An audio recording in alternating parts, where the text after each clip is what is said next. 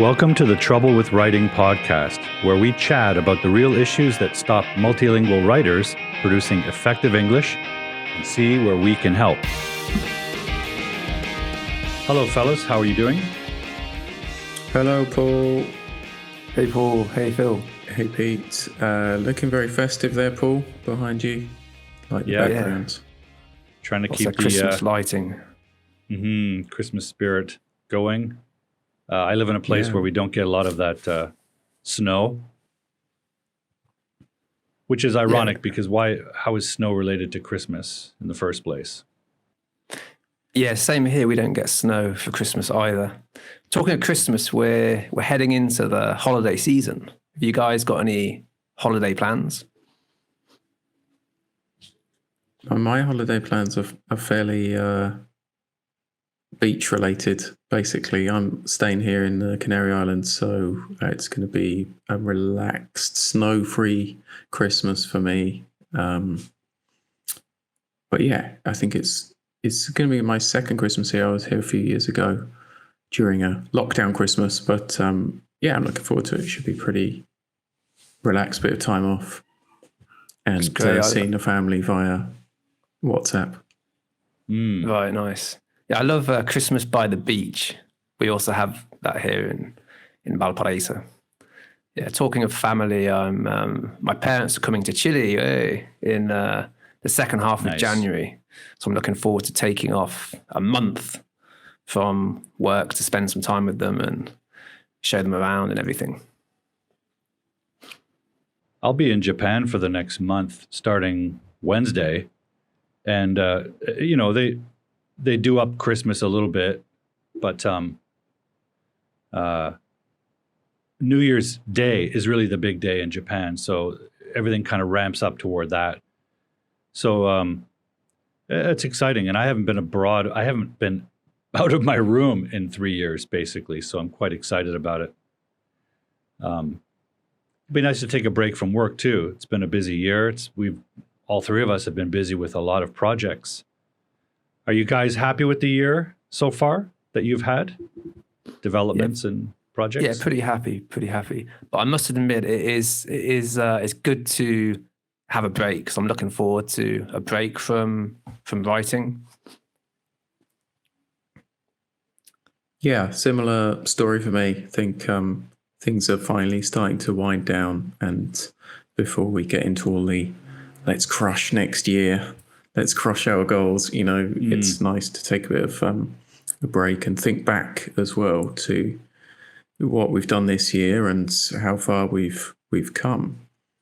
And that is a segue into the topic of what we're going to talk about this time, right? It's where we have come from, how we learned to write, and maybe some of the listeners can get some ideas and tips on that. So stay tuned for our origin stories.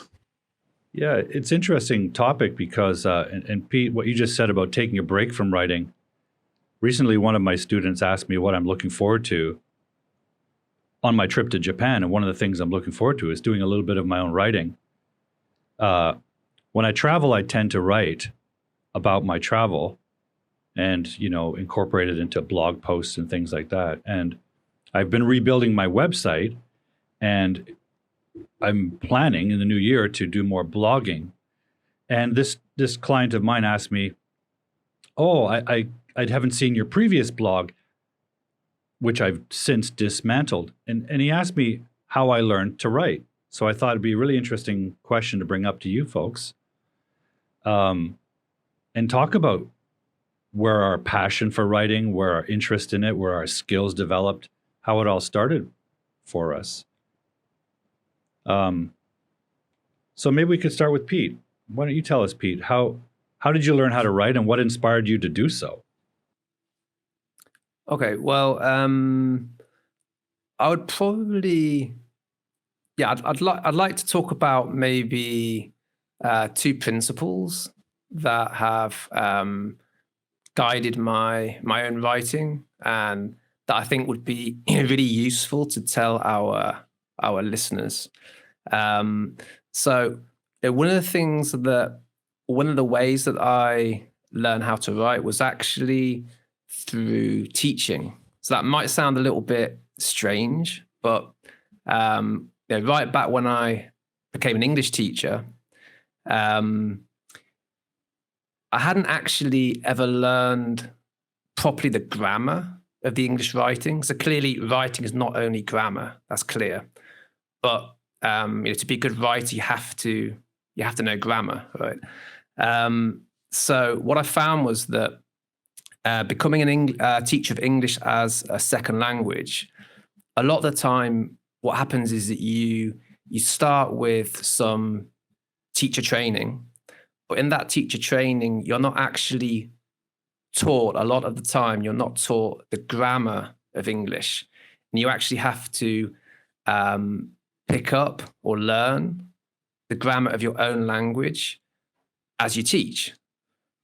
So, and I found that this is in a way, this is guided a little bit, not only how I've learned to write, but how I've learned skills in general. It's learning by doing. So what I found useful was when I was teaching students the basic grammar of the English language, and I was learning it by myself.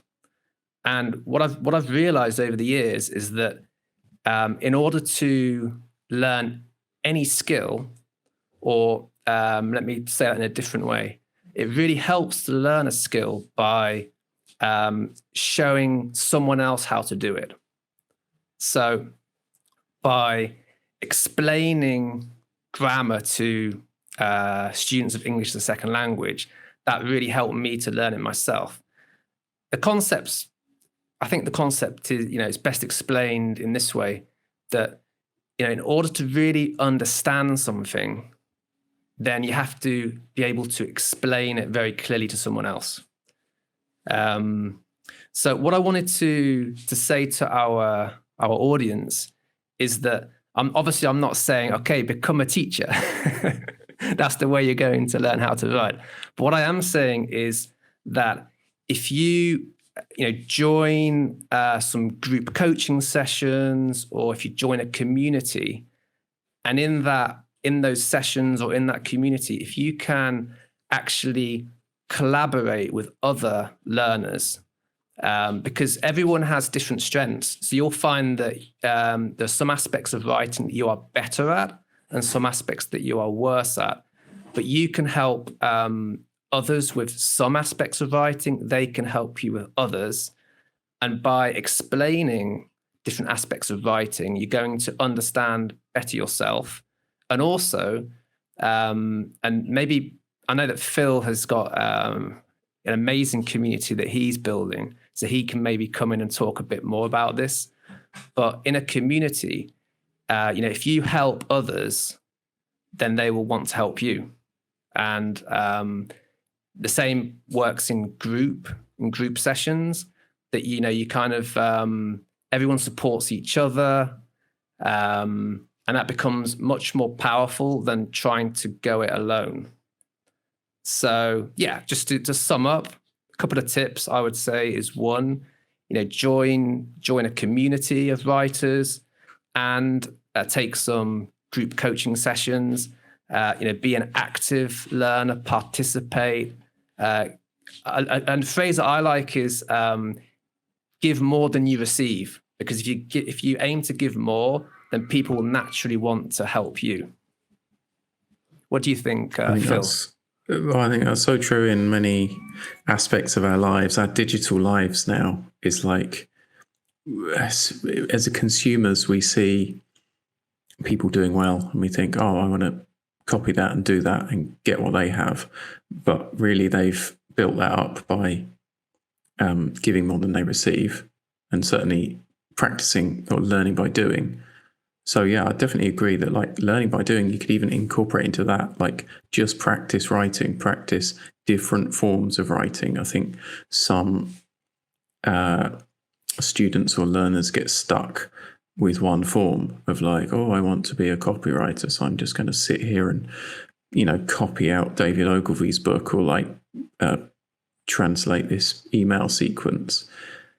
by practicing different forms and making it a daily habit, or at least a very regular habit, that can definitely help.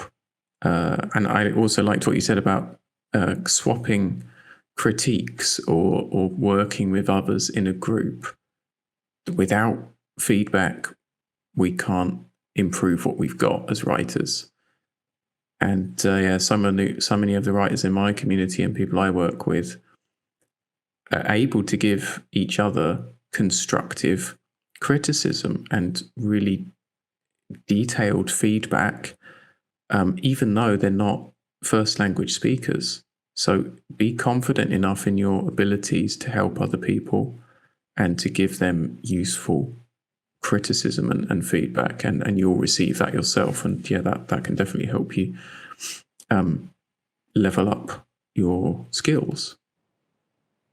Long before that, guys, I'm wondering, because you're both from the UK, when you were in elementary school or high school or middle school, did you have what introduced you to writing? Was it like a composition class?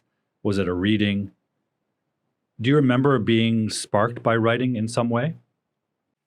I wanted to talk a little bit about this actually, because my origin in terms of writing is based on the school system in the UK, and what I think is I received a very good education in writing. Compared to people of different backgrounds, I feel very lucky to have been a part of that. And it was the public school system or the state school system.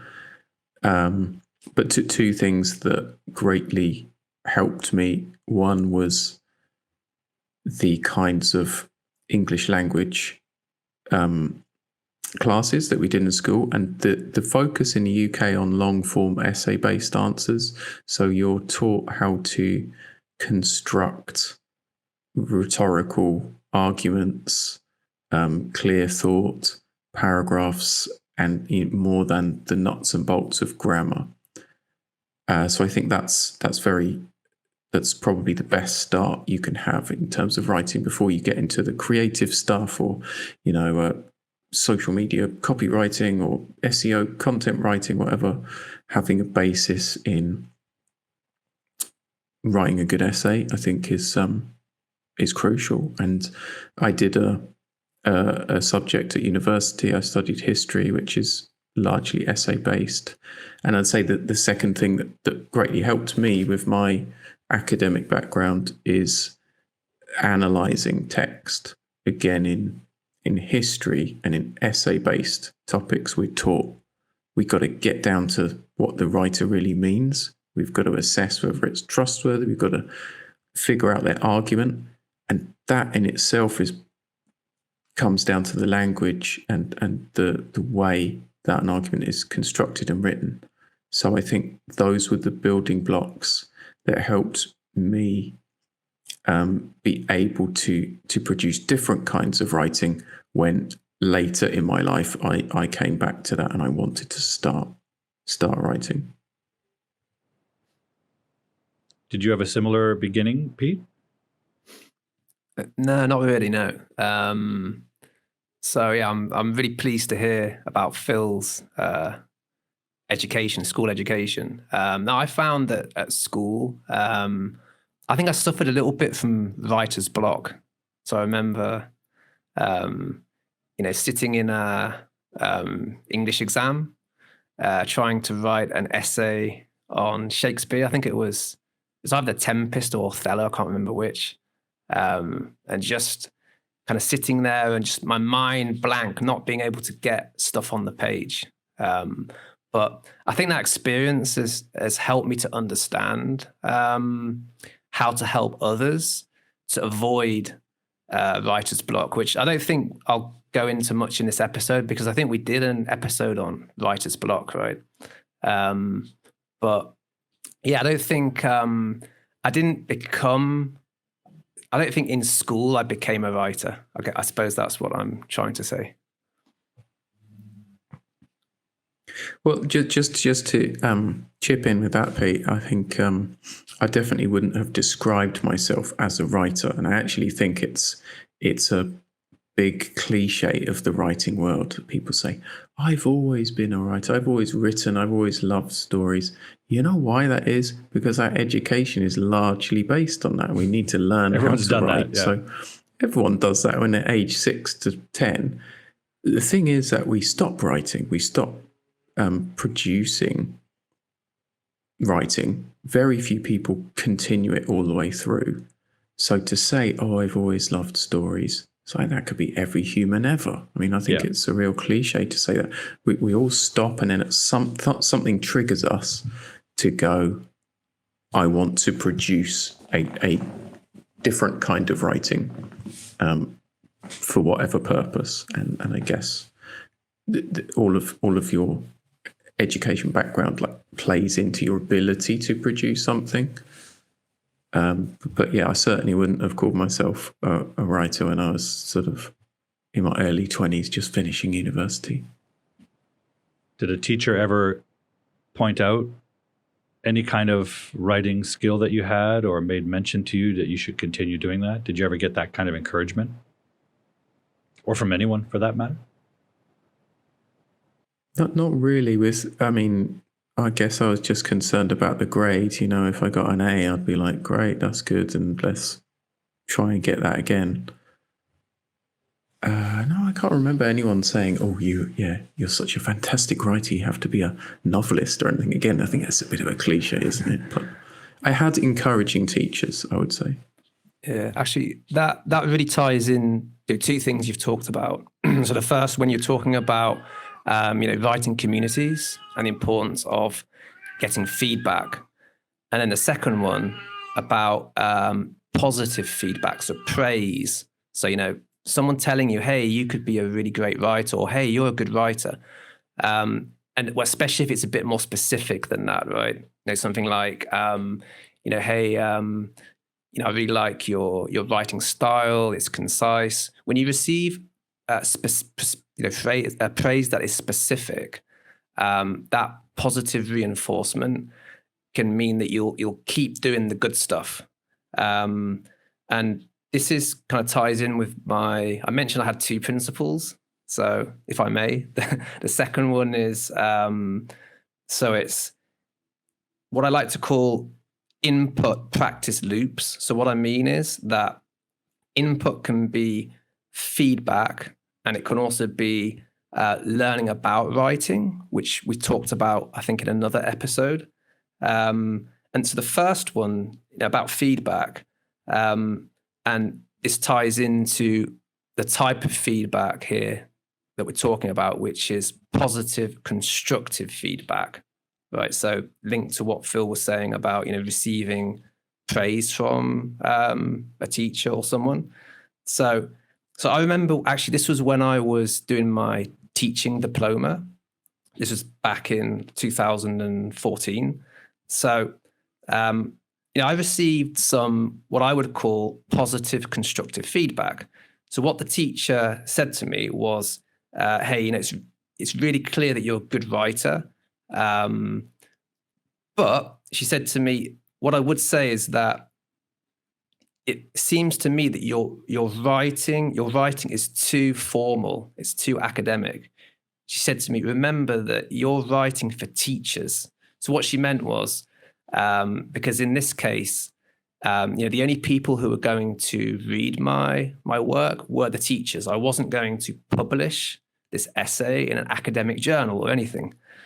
So that really helped me to, first of all, I felt good because she'd complimented my writing, but it stayed with me. So what she said about, remember your audience, you're writing for teachers, you're not writing to publish in an academic journal. And that really, I took that on. And since then, I've always been very aware of my audience. So what I'm basically saying there is that you need feedback, but you also need a certain type of feedback, which is positive and constructive. Instead of, unfortunately, feedback can actually be detrimental. If it's negative, if it's harsh judgment, then that actually can do the opposite. Instead of improving, you might lose confidence, right? So that's the first thing. And the other part, just to finish, is learning about writing. So what I found very useful in my own experience as a writer is combining writing with learning about writing. So this loop I'm talking about is so it's input and practice, input, practice, input, practice. It can be feedback. It can also be taking writing courses, reading blogs about writing, reading books about writing. And what's happened to me is that when I do that and I combine that, I do that between writing practice, it means when I'm writing, those concepts are at the front of my mind. So, whether it's about word choice or style, that's at the front of my mind when I'm writing. So I'm applying those things that I am learning about. What do you guys think about this idea of practice feedback or practice input loops, like combining the two things? It's the theory and the practice, combining them continuously to develop writing skills. I have a very similar, I wouldn't say it's a system, but a principle or a diagram, which I often show people, which is like a circle, a loop of these three things: practice, feedback, and learning. So whatever those three things are, you got to write, you got to get feedback and improve that writing, and you've got to learn something new techniques, new styles, and then you just got to keep going round and round. And I think there's a lot of different facets to it, but without all three of those elements, you can't reach your potential as a language learner, as a writer, or for any skill. And that's true of me and everyone else too. Yeah. I like that picture of that circle. That's brilliant. And it's very clear. It makes very clear that process. I certainly, as a writing coach, adhere to that principle. For me, the way to improve is exactly that.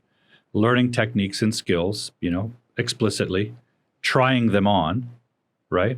And it's similar to the way we can learn anything that's skill-oriented rather than like subject knowledge.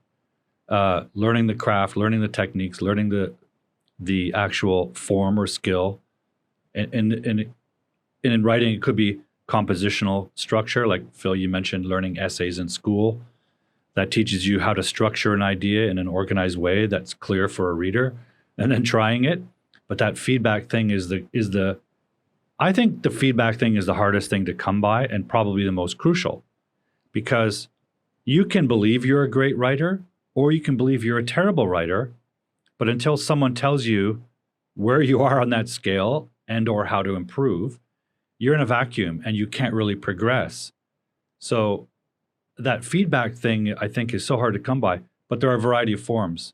We talk often about hiring a coach because that's what we do. And the probably the most impacting thing that we provide is that feedback. But I think I remember being young and writing and seeking feedback in other forms. This is not real feedback. It's not great feedback, but it can be done. If you read a lot and you learn, let's say you're in that circle that you've described, Phil, you learn craft from a technique and craft reference, you try it, but you're alone. Well, what you can do is compare what you've written to something in the same genre that a professional has written and read that, but you're reading it as a writer now, right? So you read, let's say you're trying to write, I don't know, you're writing a political essay and you have no feedback. So then you turn to an essay written by George Orwell or something, and you read how he approaches a political essay and see what he does that you did. Hey, I did that too. Good. See what he's done that you didn't do in your essay and go, maybe I should try that next. So it's a kind of feedback that you kind of give yourself. I did a lot of that when I was young because I was kind of on my own. So I love that idea of those three phases of the circle. They're the crucial things. And they're necessary in whatever form you can get them in. As we've said often, ideally hiring a professional coach to help you, but what if you can't? Does that mean you should give up the idea of being a writer? I feel like this could be a whole another episode. This is episode 17 coming up about where do we get feedback as writers? Because it's probably, like you say, the hardest thing and the most valuable thing. Because I think that analytical idea of, analyzing and reading like a writer is great, but we also need to know, well, what are we looking for? Especially if English isn't your first language, you get stuck in the mud of the vocab and the grammar, and you don't see the bigger picture of like, is this writing successful or not? So I'd say for things like that, we need to learn about what to look for in a piece of writing to be able to compare and critique it. But I feel like, we could go on and talk about this for a whole another episode. So there you go. But it's the unity of those three things it's really the unity of those three things and the consistent circling that develops the skill, right? Learning, practice, feedback, learn again, try it again, right? So it's a wheel that has to keep spinning. I think like with everything, the internet has made it both easier and harder. I mean, it's easier to find communities and feedback online. It's easier to publish and hit go. It's easier to learn stuff, but it's also the information overload of it. What do we pay attention to, and how do we stay focused, and how do we meet the right people? So it's definitely the opportunity to do it, but we need to know where and how. Just going back to, so you've both talked about reading. I just wanted to also just emphasize, I think we've talked about this before, but it's always worth repeating that. Paul, you mentioned, reading articles similar to those articles that you're writing on the same topic, the same genre. And then Phil, you said that the problem is that sometimes people don't know how to read or how to get the most out of that text, how to interact with it, right? I just wanted to emphasize that, I think that it's the next level, isn't it? But the basic, what everyone must do is what you said, Paul, just make sure you're reading things that are similar to what you're writing about, because if you only do that, you still get a lot of benefit from it, even if you don't interact much with those texts, because you get exposure. So you get exposure to the type of language. So thinking about very basic level collocations, so phrases, word combinations that frequently, naturally go together in English, you get exposure to that all the time when you read. And what you're doing is you're building up an implicit knowledge of the language, so that when you write, certain phrases, certain word combinations will start to feel natural or unnatural. So you build up this kind of sixth sense. So I just wanted to say that very important to learn how to interact with texts, like what Phil is saying. But at a very basic level, just make sure that you're reading texts that are similar in genre, topic to what you're writing about, because you'll get so much benefit from just doing that. Agree. So true. Yeah, I think learning through osmosis is definitely helpful. It works for some people, and it's interesting that comes up. Last week, I was posting some video content on what do you call that? TikTok, and I started noticing a pattern of English teachers on there, social media English teachers, I'd like to call them. And, something struck me about what I was seeing that kind of felt disingenuous. I don't want to say wrong. So on my last live stream of my live streaming season on Friday, I sort of opened the show with a little bit of my commentary on that. What I thought was, I noticed a lot. Let's bring Phil back. I had noticed a lot of social media English teachers saying things like, if you're learning English, don't study grammar. Because native speakers don't study grammar, they learn by absorbing. And I saw this video repeated by any number of English teachers. I started thinking about that, and I thought, is that really true? Or do English teachers, being adults, have they simply forgotten their elementary school education? I think that's largely the case because I did a little research, asked some friends of mine who have young children in Canada, and did some research about curriculum because I don't teach in elementary school. And sure enough, absolutely, elementary school students here starting at grade 1 learn grammar explicitly. They have a grammar class and a grammar textbook. Very quickly, though, they move into reading and using what they're learning, and they've absorbed those things to whatever degree they did because, different students have different level of achievement and focus. And then they have a lifetime of absorption, a lifetime of input, which, by the way, our multilingual students don't have. They don't have that time. So I always recommend a bit of overt grammar study as an adult learner or a second language learner because you don't have that lifetime of use, input, and feedback from parents, teachers, friends. Friends correct each other when we're kids. And, the pop culture and the cultural landscape, which reinforces or tells you that you're doing something wrong just by exposure. But it's a lie. I'd also jump in there, Paul, just to make a very quick point, which is that speaking and writing are different. So the whole, ignore grammar, that works for speaking because we're concerned about having a conversation, being understood and being fluent. That's what makes you a good speaker of a language. But writing, when it's published, must be accurate and we hold it to a different standard. So if you are a writer, professional or not, you need that accuracy. Absolutely. I just thought it was, I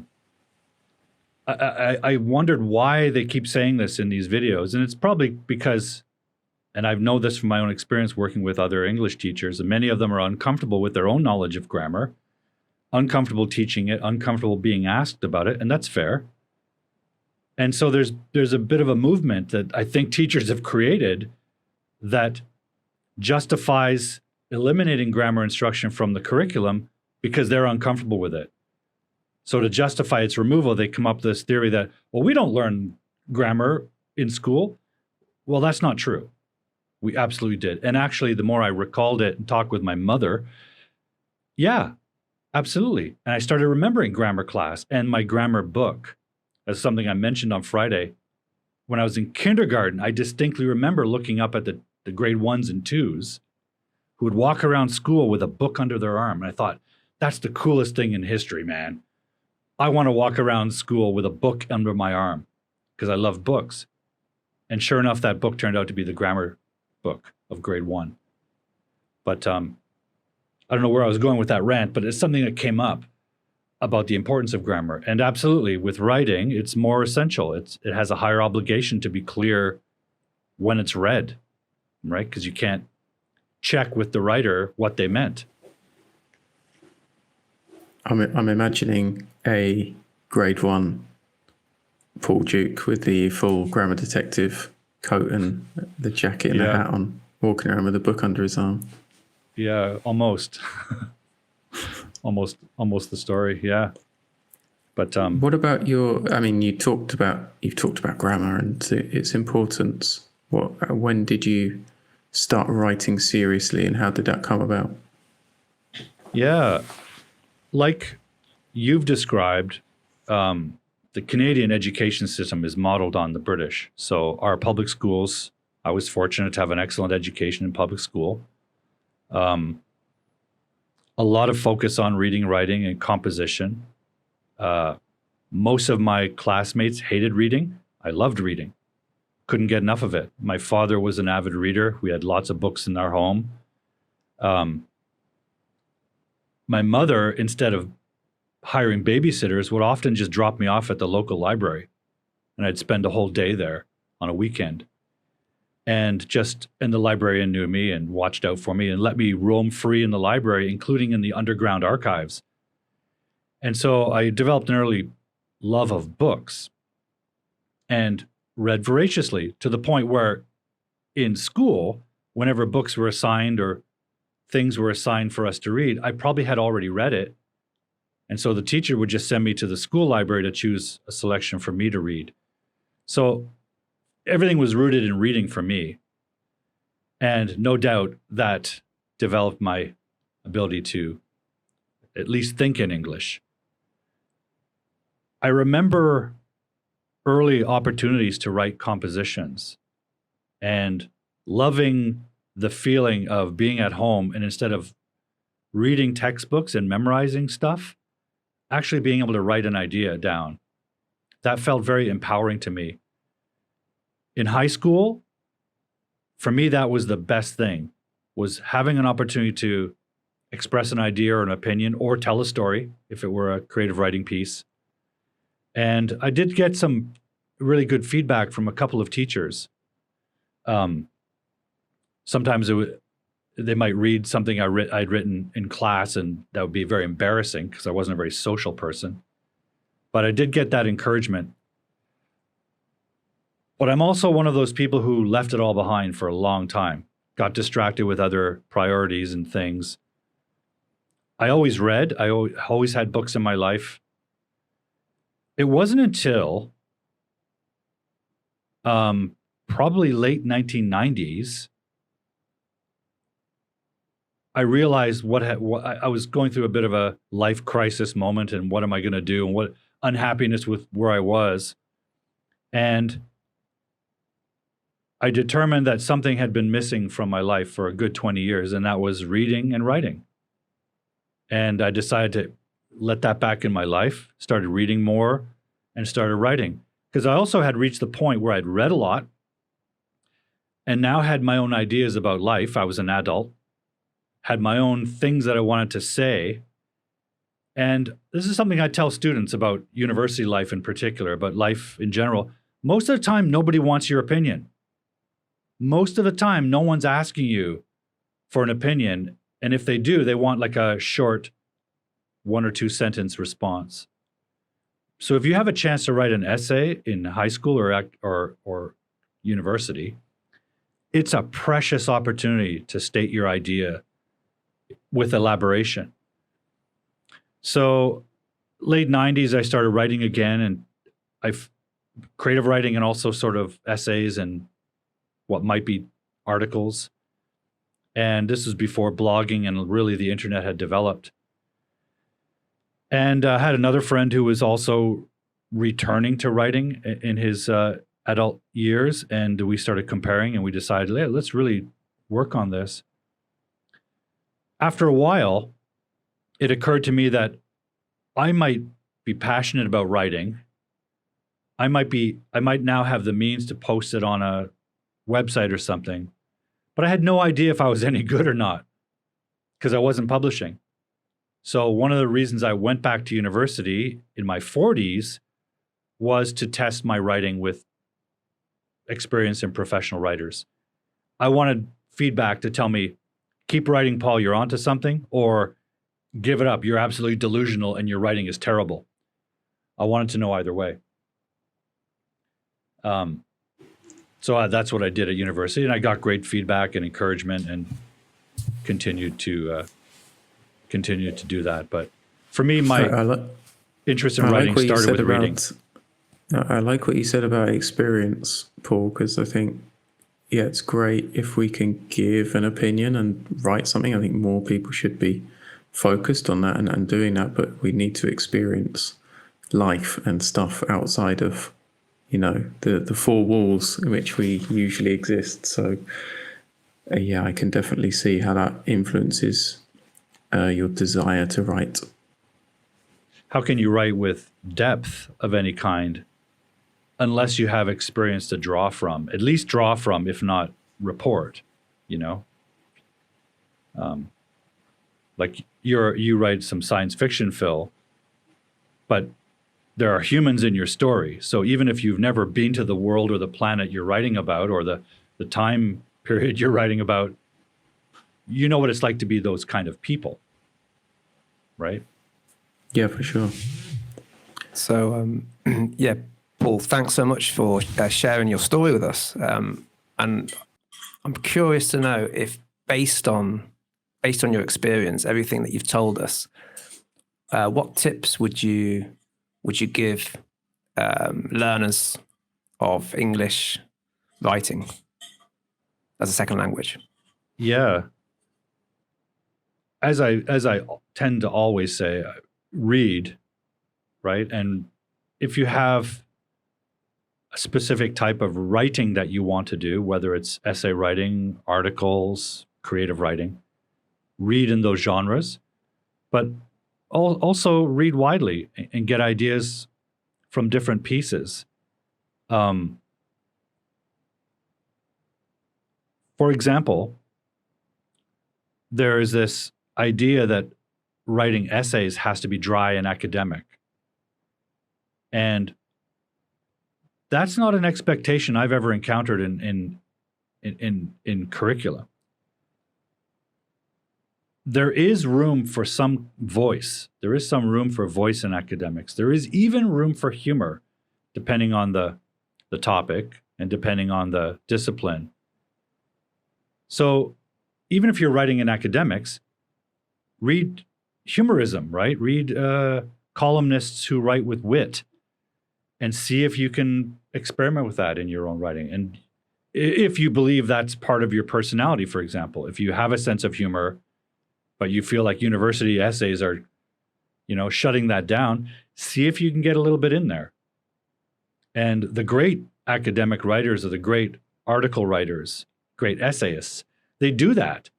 They get a little bit of humor and wit into their writing, and that gives them a particular personality. So for me, I'd always recommend reading. But as Phil's pointed out with this great circle idea, you've also got to study the craft. So reading is great for inspiration, but it's also great to learn from the masters who have written. 100 years ago, great writers didn't have writing schools to go to. They learned from reading the classics and the masters, and reading as a writer and studying and analyzing what they do to produce that effect. Now we've got lots of great books about craft. We've got courses that we can take, coaches. So I would say twofold: read examples of what you want to write like, but also read books that describe the craft. That's a really good segue into something else that I wanted to mention. And also there, Paul, I really like that you said, you talked about this misconception about academic writing, and you said that there is room for voice. And it's made me think also that, so when people write academically, quite often one of the problems is that they try to sound clever, try to sound intelligent. What you come to realize is that academic writing is not that different. A lot of the skills is not actually that different, so different from other genres. So for example, I wanted to talk about, or to give our audience a couple of resources that I would suggest to apply some of the things we've talked about today. So Paul, you just mentioned, learning about the craft. And what I've been doing over the last month or so is compiling a list of resources for just that. So I've developed this, what I call my journalistic, because that's my niche, journalistic English writers toolbox. And one resource that I wanted to suggest to readers, which to our audience, which is linked in to what you were just talking about, is It's actually It's actually for academic writers, especially, but it works also for journalists. It works for copywriters, for anyone. It's the Purdue University's online writing lab. They have I don't know if you've seen it. They've got this page called... I'm nodding because as soon as you said academic resource, I was like, he's going to say the Purdue OWL, because I use it as well. I think it's so brilliant. It's so great. Yeah, so I came across this page. It's called Eliminating Words.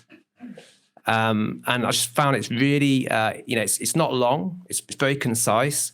But it has so many great tips for things like avoiding redundancies, avoiding wordy phrases, repetition. So, I mean, we can leave maybe the link to that in the notes. But I mean, you can get through it in 10 minutes easily.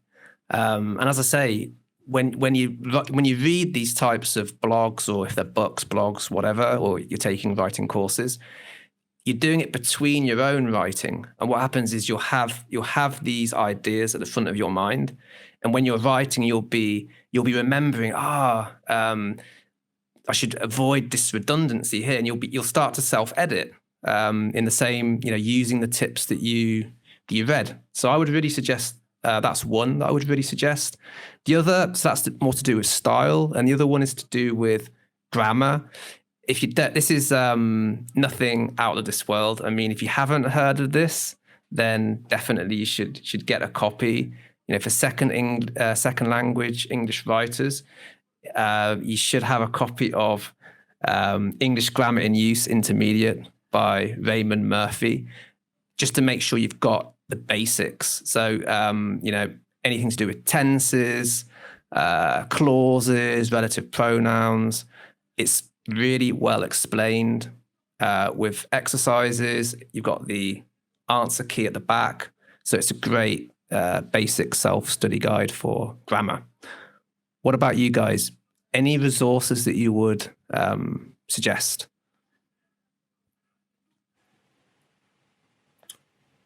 Well, you're putting me on the spot here. I mean, resources for what exactly? Could be style. Style, grammar, word choice. I mean, anything that you've come across that you think, hey, so we've been talking about learning about writing, learning about the craft. Anything that you would throw out there off the top of your head that would be useful for our audience? I mean, I've got a resource sheet of. A huge number of different tools, like digital sites and tools that you can use. I think Paul and I talked about the Parts of Speech one, which is partsofspeech.info. You can just paste a sentence or a paragraph, hit go, and it will colorize the different parts of speech. So if you are struggling with what kind of word is that? That can really help, because you can then extrapolate how we form sentences. If you paste in great writing and you're like, well, that's a long sentence, but it's easy to understand. How is it built? You can look at things that way and reverse engineer text. So, yeah, I think a lot of the time we're told, and I liked that you mentioned that eliminating wordiness page, because we're told cut the fluff. Write for a 5-year-old, keep it simple.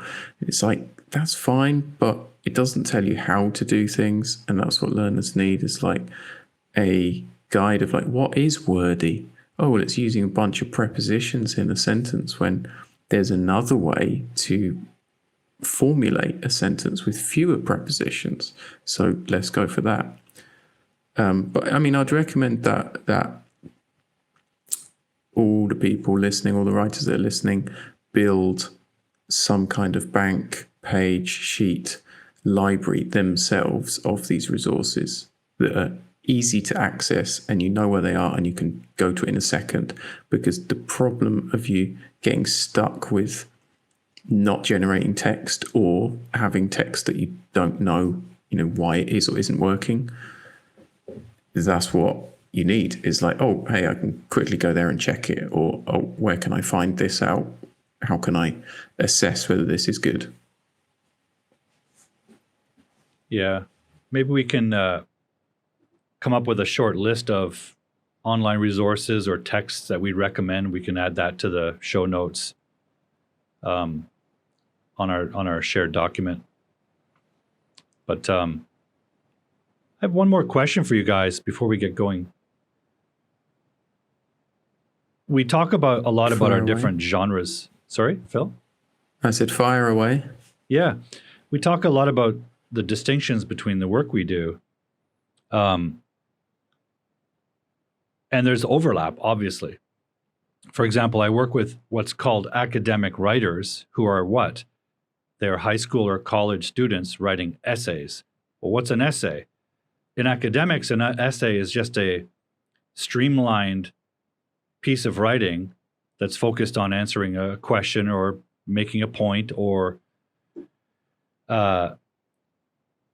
explaining an idea. So many students, unfortunately, think that happens. It's a piece of writing. It's a genre that only exists in academia. Out in the real world, we call them articles, right? A newspaper column, an essay, a political essay, a historical essay, all that stuff you might read in any number of magazines or journals or whatever. And the really intensely academic stuff you might find in the sciences, they appear in really specialized journals. But an essay is just an article which overlaps with journalism. And journalism having a narrative element overlaps with creative writing and other forms of writing. And copywriting, of course, is a very crystallized form of writing to an end, right? To a purpose, whatever that purpose is. So there's an interesting overlap here, which helps, I think, our perspectives unify. I'd like to know, guys,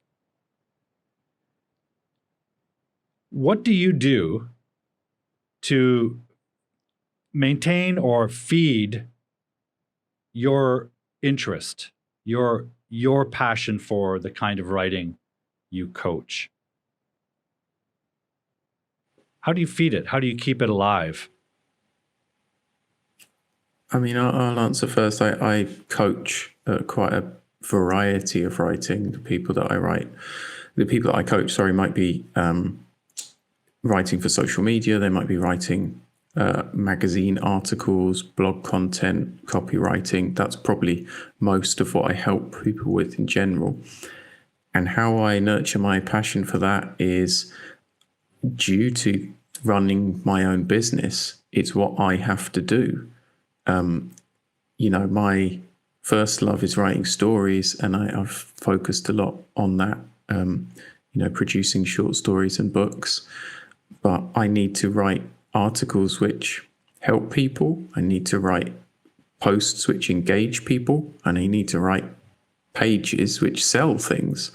So my desire is kind of self-interested in that I want to be good at those different types of writing, and I fuel that desire to improve just by reading those forms of writing and really analyzing. Like, we didn't talk about that much in this episode, but you want to know precisely what it is you're writing. It's all well and good saying like, oh, digital writing, or like, oh, writing an essay. It's like, exactly what format is it going to appear in? How is it going to look? What should it do?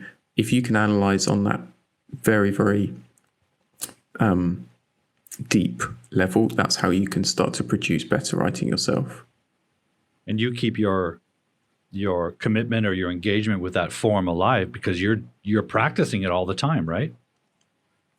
And another tip that I wanted to give is, a part of my origin story is I really started producing my own writing by writing a blog about how much I hated my office job. And I wrote hundreds of thousands of terrible words. They were really not very good articles. People weren't interested in them, but it was a safe space for me to practice and hit publish. And now that goes so much further into all the platforms that we can use and social media and stuff. My tip would be to get that practice done. hit publish. Don't be afraid of writing badly, because in our digital world, if you write something bad, it's gone tomorrow. So you can write something better tomorrow. Find a safe space to publish in, whatever that is, and go for it. So that's one of my tips, and a very roundabout way of answering your question of how I stay That's great. amped for writing. How about you, Pete? How do you keep your writing passion aflame? Well, something that Phil said there resonated with me, which is about not being afraid to get your writing out there. Don't be afraid of making mistakes. I had a student the other day who he sent me a piece of writing. He was going to send it me like a few days ago, but he sent it me late. And he said, sorry for sending this late. And he said, I am not very experienced with writing, and I wanted to get my colleagues to check it first. So they helped me. They corrected some sentences for me. So then he sent me this piece of writing, and it was really good. So I was able to help him with some more stylistic issues. But what I said to him, I said, hey, this is really high level piece of writing. Well done. I'm so pleased you have such supportive colleagues. That's great. And then I said, I would strongly recommend just sending me your writing before anybody else checks it, so that we can highlight mistakes that you're making. Don't be afraid to make mistakes. It's good to make mistakes. Then we can see how to correct these. Because the problem is, of course, is that if someone gets their writing corrected by someone else, but if the person doesn't explain the corrections, then unfortunately they don't learn. They'll make the mistakes again. So that was something that Phil just said that resonated with me. And going back to your question, Paul, I think for me it's really this applies also to being a teacher in general. I mean, teachers, we want to help people, so we feel reward when we help our students.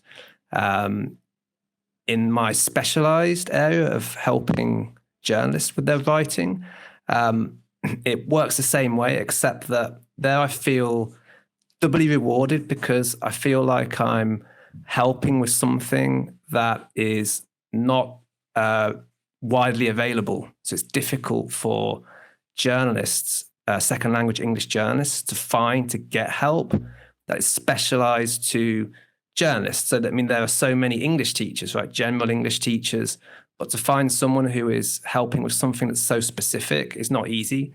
So then I feel, for me, it's a double reward that I'm able to help, because in some students have come to me and said, I've been looking for a teacher like you for ages, and they couldn't find anyone because there's a lack of teachers that help with that specific niche.